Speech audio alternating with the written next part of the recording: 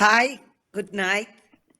I'm very happy to be with Nevo, a master of short stories wrapped in his novels, a master of creating characters, a writer of love, friendship, and secrets we all hide, a writer of solitude, a decent human being that gives voice to strangers and losers, even to enemies, wishing to end the suspicion of one another. And I have to tell you, after having a book of the writers in Israel, I now know I need to write a new one, including Eshkol Nevo, because he's part of the younger generation after Amos Oz, Aleph Bet Yoshua, and David Grossman. Eshkol, it's a pleasure to be with you. I would like to start talking in this interview about your childhood. I know people come to seek you to get answers of everything when you really would like to say, I don't know. I hope that we can make this space a personal one, a space where we can understand what drives you to be the man and the writer you are, the scandal monger, I know that's your favorite word, that lives inside yourself. I know David Bowie taught you never to repeat yourself as an artist, and it's true. Each one of your books is completely different in form and content. But I do find a leitmotif in your books, the constant need to have a second opportunity in life, a trip to have a total transformation, a new land, maybe Argentina, Uganda, Israel for the Russians, or places where we can start again and reinvent ourselves. Why is your obsession with those turning points, with second opportunities? It seems that in your books there is no story without the possibility to change. So let's talk about those turning points in your life, those moments that inspire the need to reinvent yourself, to change the scene. Muy bien. Buenas noches. A mí me gusta mucho hablar en español y puedo leer y puedo entender, pero para conferencia creo que es mejor que vamos a hablar en inglés o Spanglish. I miss Latin America so much. In Mexico specifically, in Guadalajara, more specifically, estuve en FIL Guadalajara 2 veces y fue increíble. I really, ojalá que puedo visitar México en el año próximo, realmente, no via Zoom. So Latin America has a very important place in my life. It's a passion for me. It's a second home. Spanish is, aparte de hebreo, la más bonita lengua en el mundo. And so I'm happy about this meeting, but I really wish that we would meet in person next year in FIL. I would definitely come. Okay, so you asked me about childhood and about turning points in life, and I think there's a connection between them.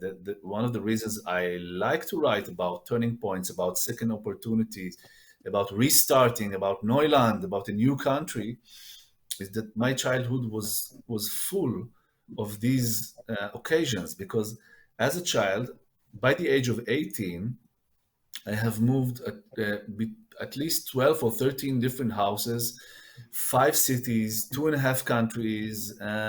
Every 2 or 3 years, we would move. I'm now talking from Jerusalem.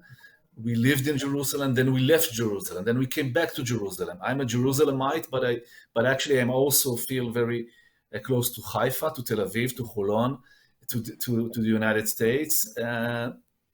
So as a child, I moved a lot, and then actually you are forced to restart. So on one hand, I was sad to move. I remember leaving Jerusalem. I'm now in Jerusalem, so I remember the feeling of leaving Jerusalem at the age of 15. My heart was broken. I almost rebelled against my parents. I told them, look, I'm not coming. It's too much. I am too attached to this place, to the city, to my friends. You can go back to Haifa. I'm staying. Eventually, I came with them, but it was like a breakup. It was painful on one hand. On the other hand, it was a restart. I could invent myself. I could tell a new story about myself, have a new angle about life. Every 2 or 3 years, I got a new angle about life. So maybe this is one of the reasons that I write about turning points, that I have a lot of angles in my books. It's another theme in my books. Maybe you recognized it. There's always another angle, and this is also connected to something about my parents. Do you want me to tell you about my parents a little bit? Yes, I was going to ask you exactly, why did they move so much? My father switched all sorts of jobs, and kind of we followed him. But there's something interesting about my parents I just recently understood. And I'm on the age of 50, and I still understanding things about my parents. So they went to see. There's now a movie adaptation based on one of my books, on Three Floors, Tres Pisos. Tres Pisos. See, there's Which a I movie really adaptation of. recommend. Which I really Gracias. recommend. It's fantastic. Gracias. So the Italian director Nanni Moretti did a movie adaptation, and it was in the Cannes Festival, and now it's in all over the world. I'm actually flying tomorrow to Sofia, Bulgaria, because there's a screening of the film. Anyway, my parents went to see the movie, okay, together. Now, one of my clear childhood memories is that whenever my parents would go to a movie or to a theater play or read a book, they will always have a completely different opinion about what they saw. They would never agree. They're a wonderful couple. They just celebrated their 55 anniversary. There's a good example of marriage life and sustainable love, but they never agree about art. So this is how I grew up. There were always two opinions in the house, two angles, two ways of thinking about things. And I think just recently I understood that this has completely affected the way I think about things. I always, when I start writing a book, even if I have a narrator who is kind of authoritative and knows what he's talking about, I feel this urge to give another angle. Maybe there's another way to tell this story. Maybe there's another way to think about this. Maybe we can look at this from the eyes of the enemy or the eyes of the person who is not us. And so maybe I should thank my parents for disagreeing all over my childhood. Always two different opinions in the house. Maybe it's affected my writing. Well, I know terminal is the word you hate the most. So now I understand why, and that need to reinvent yourself. But there's also a lot in a name, and your name is very, very strange. Your grandfather was Levi Eshkol, the third prime minister of Israel, and I know he died before you were born, but he inherited in you a legacy. You carry his name. His last name became your first name. So I know that sugar cubes make you invoke his spirit, but what is there in your name? What letters write the story of your life having Eshkol in your name? Okay, I'm willing to answer this question only if you explain me what is Cherem. What does it mean? Cherem. Cherem. But it's Cherem. What does it mean? I come from a Syrian great-grandfather, and I'm not sure where it came from, but I know in Israel it's Shrem. Oh, so you're Silvia Cherem, actually. Exactly. That would be in Israel. Okay. And okay. if I would have, I'll tell you something. And if I would have the name of my grandmother, which was the tradition, my name would be horrible. I'm so happy it's not the name I have. Her name was Sabut. So I would be Sabut. Sabut Cherem. And I'm very happy I'm Silvia. So I don't carry Okay. that legacy. So let's talk about yours. Okay, yeah, I'm named after my grandfather, who was the prime minister. I didn't know him, so I cannot say that his presence affected my life, but definitely I would say through my mother, the fact that I grew up in a political family, a very politically involved and caring, caring for the country, it definitely affected my life. I was going to demonstrations since the age of 6, and now, recently I've been taking my daughters on my shoulders to demonstrations in Israel the same way my parents would take me on their shoulders. So it's a political family, and also maybe also this legacy of kind of a Yiddish storytelling, like the way that storytelling. My grandfather, as a politician, he was known to tell the right story at the right time in order to solve a political issue or to negotiate. He would tell it in a very uh, warm and humoristic way, and then people would ease up, and then maybe they could reach an agreement. So maybe this legacy of this love for stories. Now, the literal meaning of the word eshkol actually is even more fascinating, and also of Nevo, because eshkol is a bunch of grapes or a bunch of bananas, a bunch of fruits. So if you think about democratic writing or multiple angles we talked before, or that there's not one truth, there's always many ways to tell a story.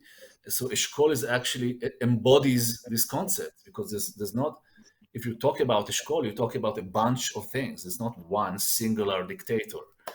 And Nevo is even more fascinating. This is a Hebrew name my parents chose because they didn't want the diaspora names they had Shkolnik and Frischberg, and they wanted a new Hebrew name, a restart. You were mentioning restarting, so they wanted a restart. We are the new kind of Jew, and so we have a Hebrew name.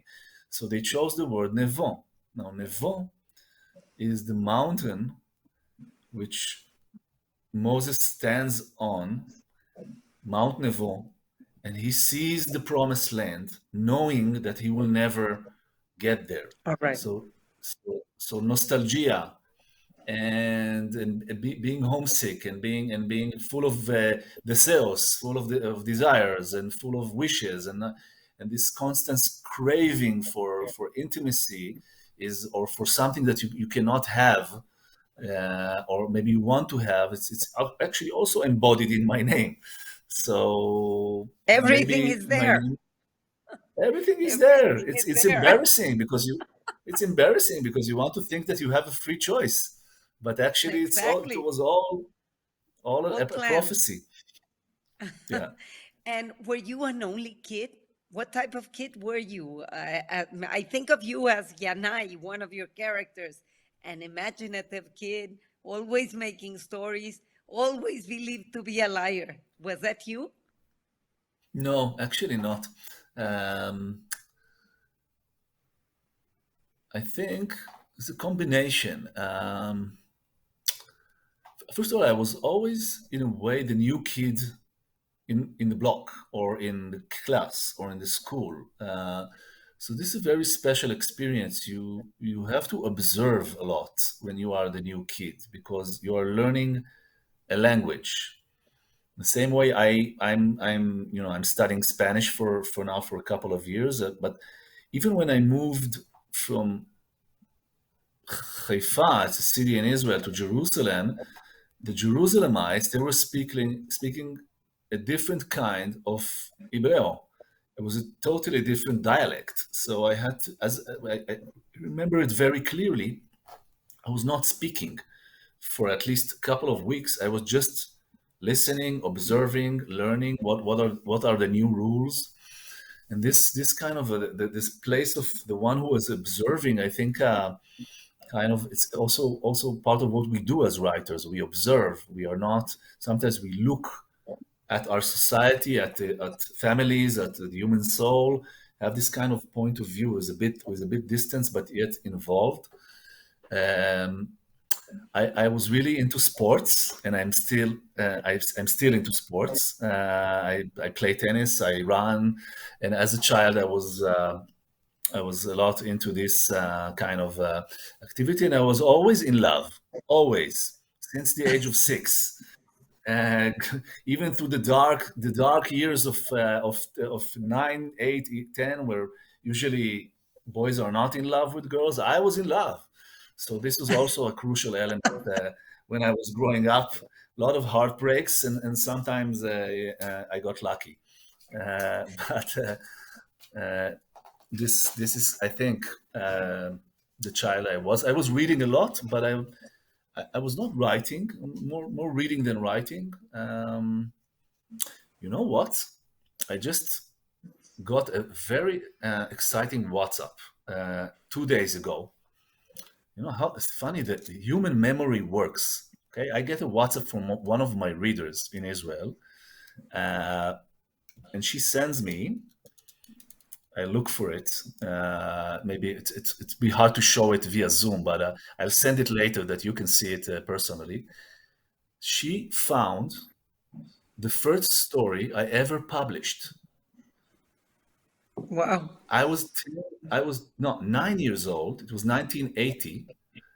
There was a newspaper called Devar Liladim. It was a paper for children, and they were offering this opportunity to send short stories. And it turns out that I sent a short story to this newspaper when I was 9 years old, and it was published. Now I do not remember it. I actually completely forgot it. But I'm reading this story, and it's strange to say I'm recognizing my style. It was Wow. it was there. It's not a good story, okay? I sent it in Well, the you were family 9. WhatsApp, and yeah. So all my daughters kind of, I have tres Daughter. hijas, niñas, 18, 15 y 10. So I sent it the family WhatsApp, and they all wrote like, "Father, you have improved since this story."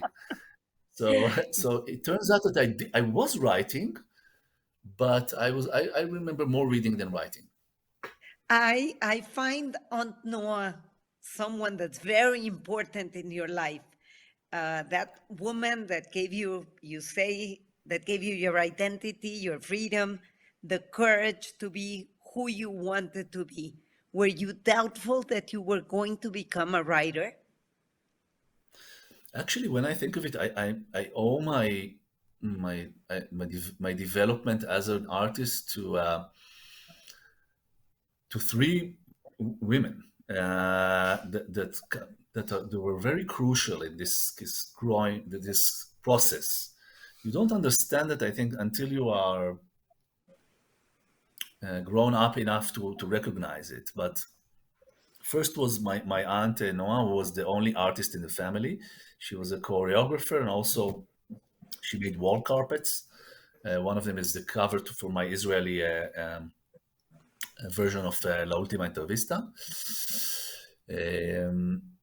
So she was my model for what is an artist, how does an artist live, what kind of passion does he bring to his work, what kind of sacrifices it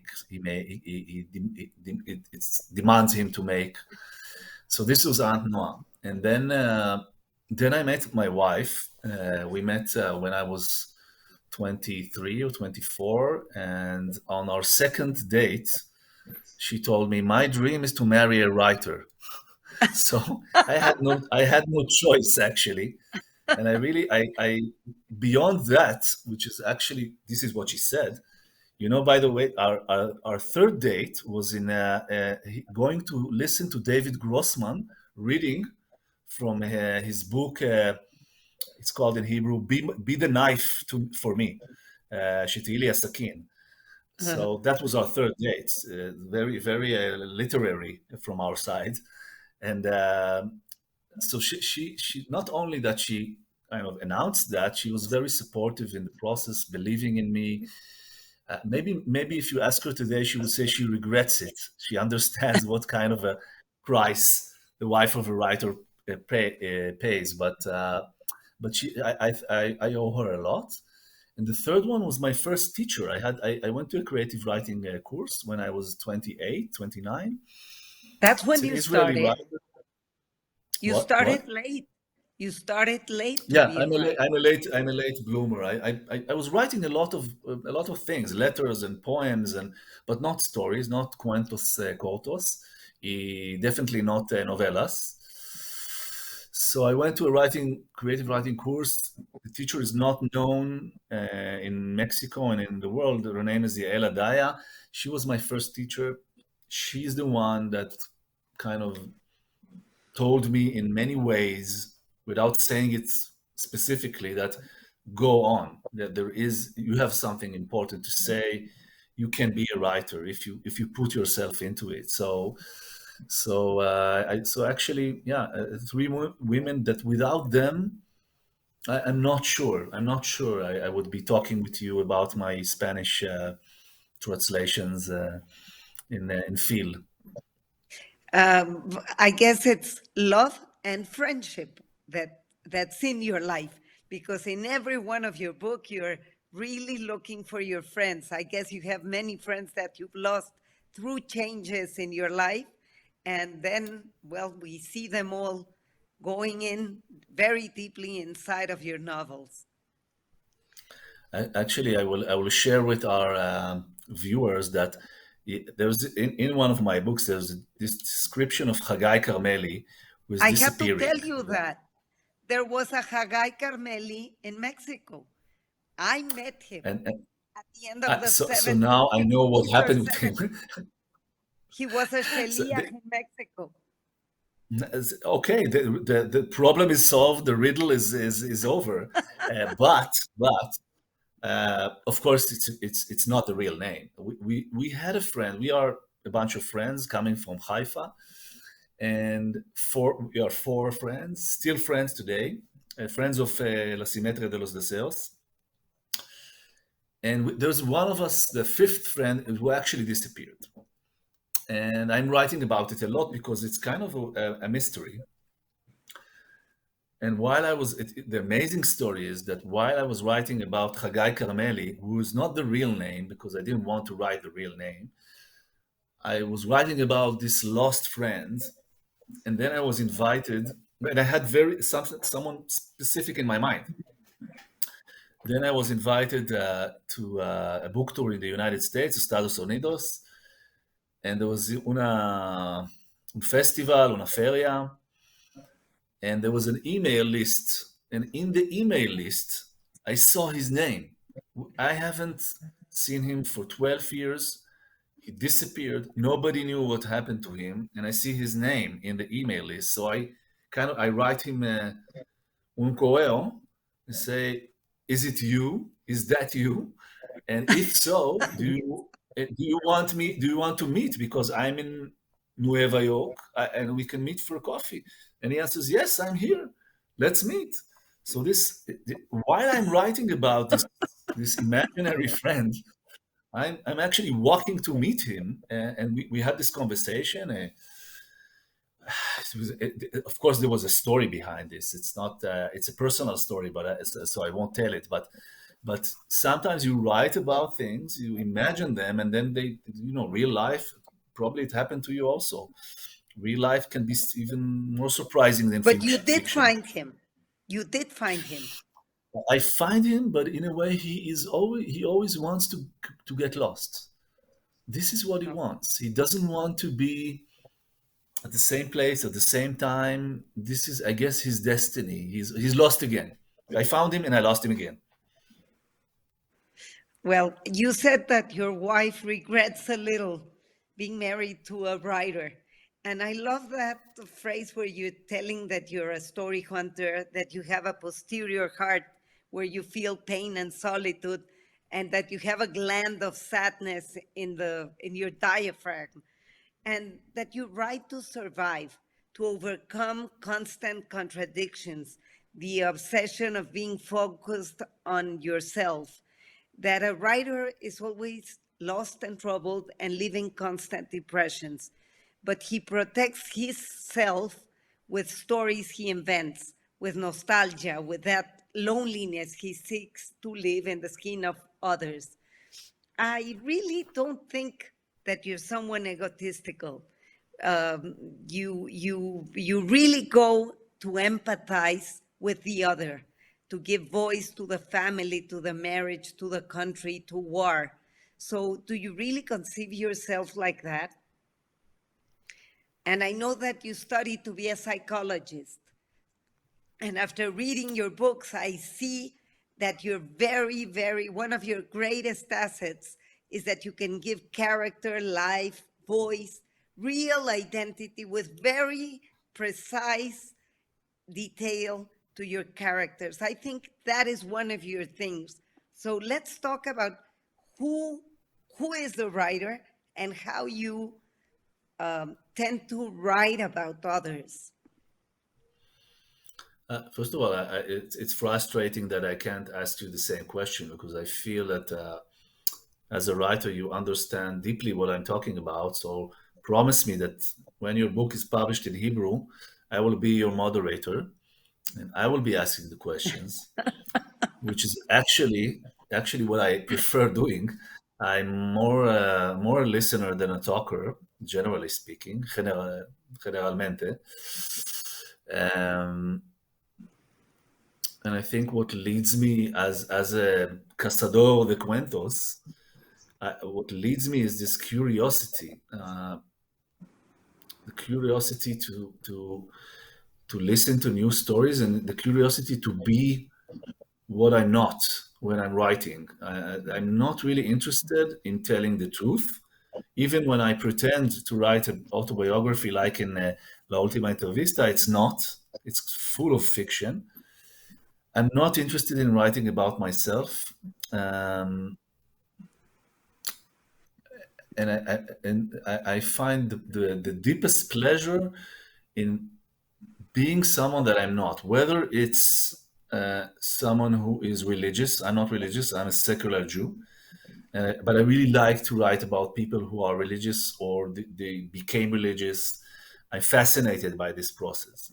I like to write about old people and about very young children, and I love writing as a woman because I'm not.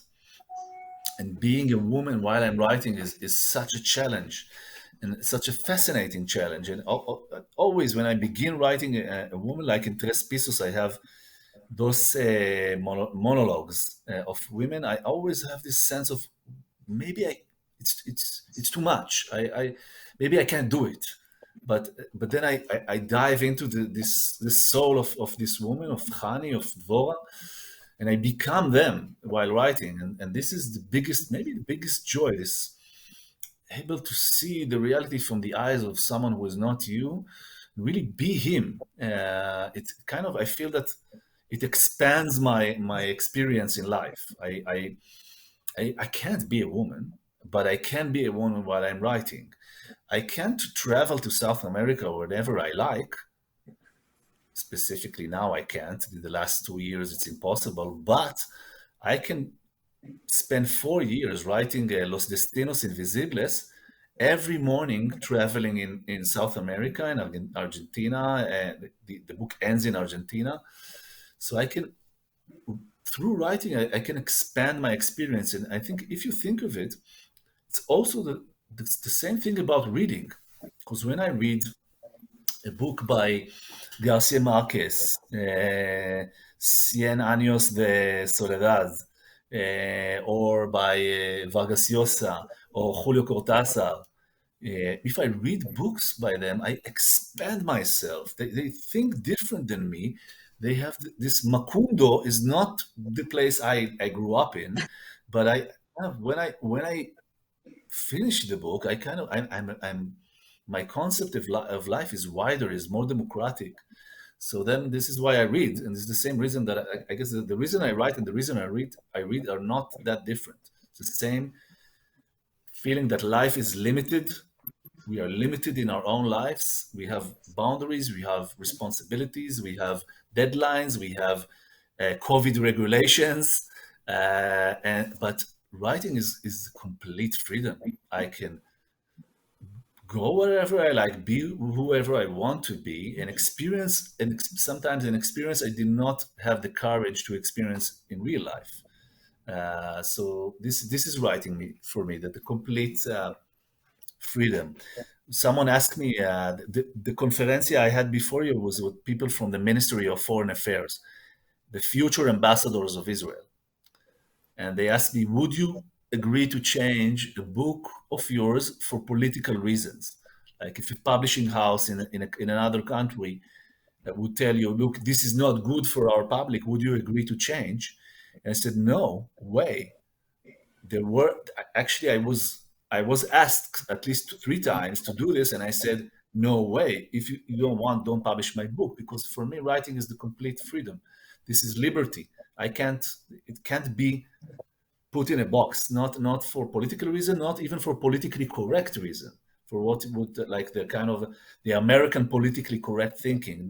I do not accept it. It's not. I would not write or not write something because it's not politically correct. So anyway, this, for me, it's freedom, freedom and the expanding of your experience. What triggers your imagination? Is it really true that when you finish a book, you really have fear of losing your creativity? That you really feel solitude, absence, anxiousness, and because you really reinvent yourself with each one of them? Look, it's getting better. It's getting there. I know that you also published a lot of books.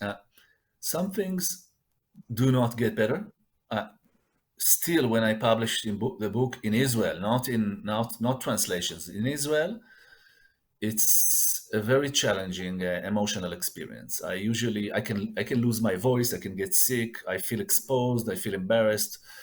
It doesn't really matter if the book is a huge bestseller. Still, there's something overwhelming. Like, feel that my soul cannot handle this experience of publishing a book in my own country, even though my books are received very well here, and I'm a very lucky writer in that sense, but still it's too much. So this does not improve. I've published my 10th book now in Israel, 20 years of writing. It's a huge success here, and still it was a very painful process to publish it. But what did improve throughout the years, that is this thing that you were asking about. You were asking about what happened after a book is published, what happens between books. I think when I began writing, every time a book of mine was published, I had this fear that this will not happen again. I would not find the energy, the creativity, the inspiration to go through this process again. And actually now I know it will happen again. I know it's only a matter of time. I'm a very hungry person. If I have been hungry for 20 years, I guess I will remain hungry until the day I die. I'm hungry to hunt stories, to meet people, and to invent alternative realities. So now I'm not writing. I'm doing a lot of projects with musicians, a lot of I'm on the stage a lot, usually with musicians doing this cooperation, and I'm not worried. I know it's not going to happen next week. I feel it in my body, but I know that it's going to happen eventually. I'm not pushing it. I think I have learned not to push it and not to get stressed from the fact that it takes time What are you between doing with books. music? What are you doing with music? Because I find music as a very important part of your stories. I can almost sing with David Bowie, listen to Bob Dylan, recognize Strauss, Chopin, or klezmer music in each one of your books. What happens with music and you? Wow, it's such a joy talking with someone who read my books so seriously and fun and recognizes the themes. I wanted to be a musician. That's the truth. Here I'm confessing to all the FIL, the Guadalajara book fair. This is what I wanted to be. I wanted to be a rock musician, playing a band, preferably the drummer.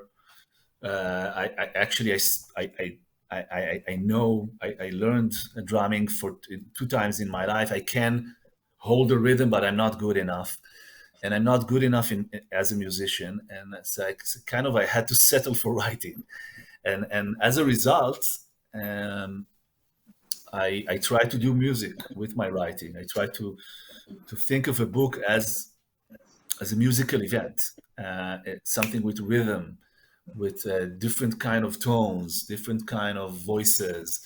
I feel that I'm writing a symphony when I'm writing a book. I'm writing it, and I'm also, in a way, I'm the one performing it. So a lot of decisions that we make editing the book are with my editor. Many times I tell her, look, it's not the right music. This sentence is out of the music of the paragraph. So let's take it out. Or she says, why are you insisting on this sentence? I said, because of the music. I need him because of the music. So I have music in my stories, and also I put specific music song. I put specific songs, specific albums because uh, I guess this is my experience of life. Everything is music, even if you are listening to the birds 5 a.m. Outside of your country of your house, they're making music. And even a traffic jam you can think of a traffic jam, which we have a lot in Israel and in Mexico City, as I remember. It's kind of a musical event if you think of it. So I'm definitely into this. And in my new novel in Hebrew, it's not yet translated, but actually music even plays a part in the plot. It's kind of the formative event. It moves the plot in a way. Um, and as I said, I'm almost 2 nights a week. I'm performing with musicians on stage. I don't Are play you the the drummer? drums. No, I'm not the Are you drummer. the I drummer? found a way to. I found that's the funny thing. I find a way to get accepted to the band without being the drummer because I'm a lousy drummer. So I read my stories. So we do this kind of Ah, a duet between music and stories, and they let me be there. I'm accepted. So I'm well, kind of yeah. you're in the scene, and there's also music. There's friendship. There's love, and there's secrets in your stories. Uh, I guess who is trustworthy to be someone that knows your secrets in your life? I know it's in your books, but maybe you have someone. And yes, you wrote. Now I know who Dikla was. That you write in the last interview. You write of your teacher. I didn't know that it was her that that pushed you to believe in yourself. You ask about La Vida Escondida, Uh, the secret life. I think it's always a story always begins with a secret. Something in life, something happens, and you do not completely understand it or get the full picture of it. Something someone is not telling you the whole story. I guess maybe it also what drives you to writing. Something it can be like the most simple example is I broke up with a girlfriend when I was 25, which is a nice diplomatic a way to say that she actually left me. And one of the reasons I wrote Homesick, my first novel, was to understand why we broke up, to understand the secret. I felt that there was a secret there. There's something I still do not understand. Even the years have passed, so I kind of started writing to solve this. And then this Los Destinos Invisibles, this imaginary country in Argentina, this very strange historical story about the Jews trying to have some kind of autonomy in Argentina in the end of the 19th century, beginning of the 20th century. It sounded like fiction to me when I first heard about it. And I have to write about it in a way. Or La Simetria de los Deseos. People are writing their own deseos on pieces of paper. What is written in these pieces of paper? It's a secret. Nobody knows. So if it's a secret, and so I want to write about it. It's always something that is not completely discovered or revealed that I want to write about. My new book in Hebrew started from something I saw in the newspaper. I read the article, and I thought to myself, they're not telling the truth. This is not the whole story. I'm sure. It's something. Someone is hiding something here. And then I decided, okay, I'm going to write about it, and I'm going to tell the story as the way I think of it. So it can be riddles in your own soul. It can be secrets in the world, but definitely it's a drive. It's a drive that triggers me. The best way to get me writing about something is not telling me a secret. Like, it can be a very manipulative thing, but it works. I have a secret, but I won't tell you. Okay, so I will invent my own story about your secret, like in Los Amores Solitarios. What is a mikveh doing in a Russian immigrant neighborhood? What when I saw it in real life, I thought there is a scandal here, but when I tried to find out what happened, nobody wanted to talk Nobody. about it. So I said, So okay, you if I invented. was a yeah, if I was a journalist, I would definitely go into investigating it. But if I'm a novelist, I would invent my story and try to imagine what led to this crazy situation of this Jewish ritual bath in the middle of a Russian immigrant neighborhood, which are completely not interested in it in any from any angle. So this is what I do. I kind of imagine to solve secrets. Time is running, and I don't want to leave behind two themes that I think are very important. Holocaust, which it's like a backdrop in your stories, but you really don't focus on it. You tend to evade it, to forget the bulky book again and again, but it's there. And also politics and the army. I know when you travel, the people want to know what your points of view are about politics, and they want to push you to talk about that. So I would like to understand. I see it in your books. I see in La Simetría de los Deseos, in Los Destinos Invisibles, that you propose that internal dilemma of Israel.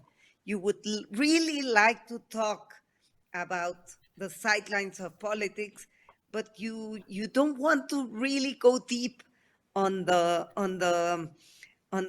infuriated way of seeing politicians, but you really go into the perpetual trauma of being an Israeli, and of being an Israeli of a second generation, second or third, I don't know. But you're not the great creators of the state as your grandfather was, but you're someone trying to search for an identity.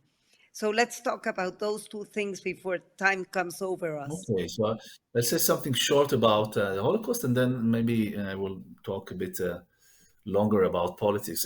I'm not a Holocaust novelist. I don't feel that this is one of the things that I'm interested in as a writer. I feel that Holocaust has been investigated thoroughly, deeply, beautifully by writers like David Grossman, Amir Gutfreund, Savion Lebrecht, by Jewish American writers. I come from a new generation. I'm more My traumas and my post traumas are more connected to the Israeli wars and intifadas than to the Holocaust. So this is why I write about the Yom Kippur War, and I write about the Intifada, because this is I grew up with a father who was in the Yom Kippur War, and I was a soldier myself in the Intifada. These are my main experience. It doesn't to understand the Israeli psyche, you must understand the effect that the Holocaust still and has on the Israeli psyche. And in that sense, it's always present in my books, but it's not the main issue that I'm interested in writing about. I feel that other people could do it better than me. Now, politics is kind of a thing I have a lot of questions about it to myself, more than answers. I'm interested of writing about my society, about the Israeli society. It's a fascinating society. It's a paradise for storytellers. There's a lot of conflicts going on here. Out of this window, just out of this window, 500 meters, you would find a conflict between Palestinians and Jews, and you go to the left 500 meters, you find a conflict between Orthodox Jews and secular Jews.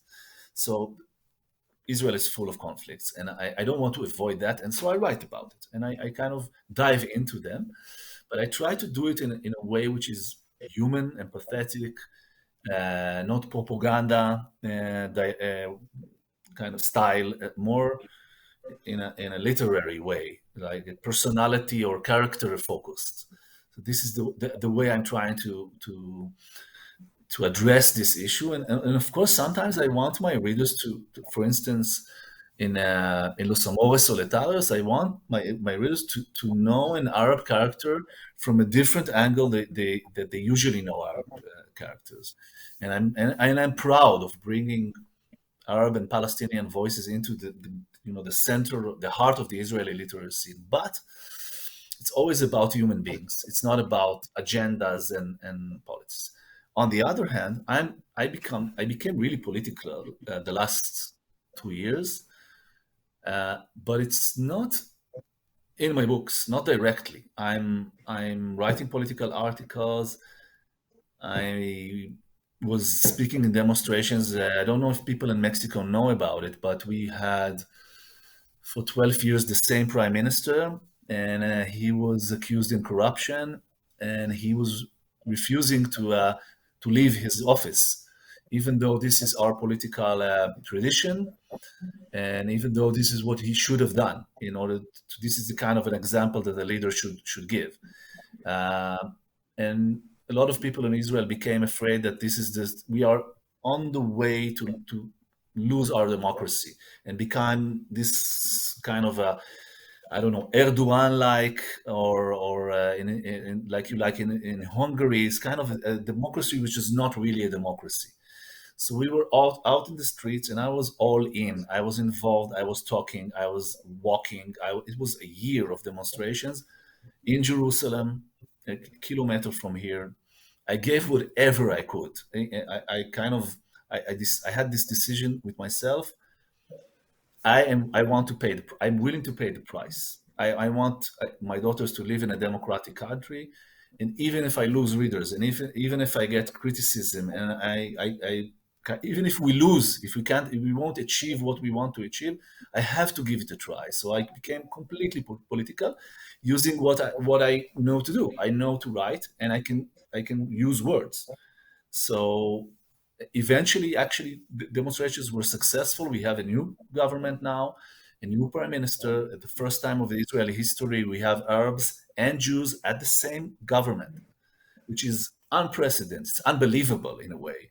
And I'm hopeful about my country in a way that I wasn't hopeful, at least for 25 years, since our prime minister was killed, was murdered, Yitzhak Rabin. The first time for 25 years, I'm a bit hopeful. Still, there's a lot of work to do, and I feel as a writer, I have, I wouldn't say responsibility, but I would say ability. I can use my ability to, when other people are afraid to speak, and a lot of artists are, I'm not afraid. So I can use this ability to speak, and the fact that I'm not, I grew up in a political in a family this is how I was educated. You're not afraid to say what you think. So I use this in a way, and I guess it will be like that now. So I will be very political when it comes to the emotions and speaking and article, and I will write political. You can live like, I think it can do this. Remain a writer and still having a political voice. This is what I guess I want to do. Well, it's been more than a pleasure. I think it's almost over. I wanted to do a last question, if it's possible. I want to know if you carry lucky charms in your life. Some of your characters have lucky charms that they have and take from one place to the other. Do you have something that you carry with yourself? It's unbelievable. Do you have, by the way? Lucky charms? Yes. Maybe the pictures of people I love or things like that I carry them all over.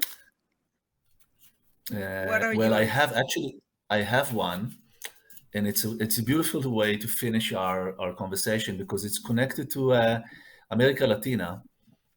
My first visit in America Latina was 1995 in Ecuador.